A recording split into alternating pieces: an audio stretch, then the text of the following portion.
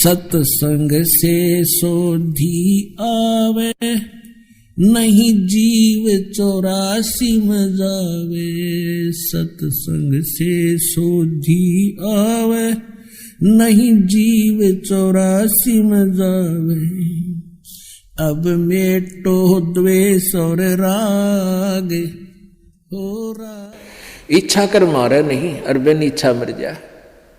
अब आप चल रहे हो अपने काम के उद्देश्य के लिए, आपका मारना इच्छा नहीं है, लेकिन वो अपने आप मर रहे हैं तो मरने दे।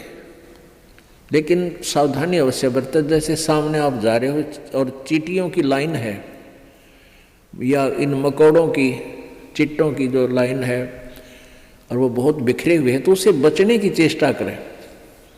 और बचने की चेष्टा नहीं बच पा रहे हैं तो फिर भी थोड़ा बहुत बचाव करके उनके ऊपर से निकल जा। फिर भी कोई मरता है तो आपको दोष नहीं। तो परमात्मा की भक्ति से क्या होगा कि आप जी के जो प्रतिदिन आपसे जो अनजाने में पाप हो रहे हैं, वो इन जाप करने से भगवान की जो भक्ति आपको दी है परमात्मा की, और प्रतिदिन जो आप नित्य वाणी बोलते हो, पढ़ते हो, सुनते हो, इनसे आपके प्रतिदिन वो पाप अनजाने में किए हुए साफ होते रहेंगे। जैसे आप कपड़ा पहनते हो, कपड़ा प्रतिदिन मैला होता है, उसको साबुन और जल से धो लेते हो तो स्वच्छ हो जाता है। ऐसे ही आप जी का जो प्रतिदिन किए हुए नित्यनेम, प्रतिदिन किए हुए मंत्र भक्ति के, ये आपके ऊपर अनजाने में हुए पापों को डेली साफ कर देता है।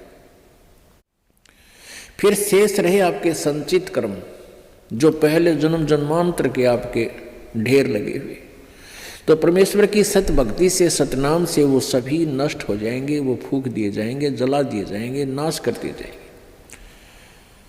ये पूर्ण परमात्मा सत्य पुरुष कबीर देव जी की भक्ति से ही वो संचित कर्म और ये वर्तमान के जो क्रियावान कर्म और प्रारब्ध के पाप कर्म, ये सभी पाप कर्म परमेश्वर कबीर जी की भक्ति से नष्ट हो जाते हैं, समाप्त हो जाते हैं, नाश हो जाते हैं, खत्म हो जाते हैं। और किसी भी साधना से इनका कर्मों का नाश नहीं होता, दोनों ही भोगने पड़ते हैं। संचित भी न्यो के न्यो रहेंगे, डिपॉजिट, संचित माने डिपॉजिट, पहले के जन्म जन्मांतर के आपके बैंक भरे पड़े हैं वहाँ भगवान के दरबार में। पापों का अकाउंट और पुण्यों का अलग अलग होता है। तो इस प्रकार हमने इस परमात्मा की सत्साधना से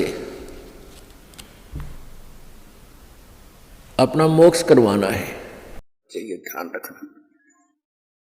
बोलो सतगुरुदेव की जय।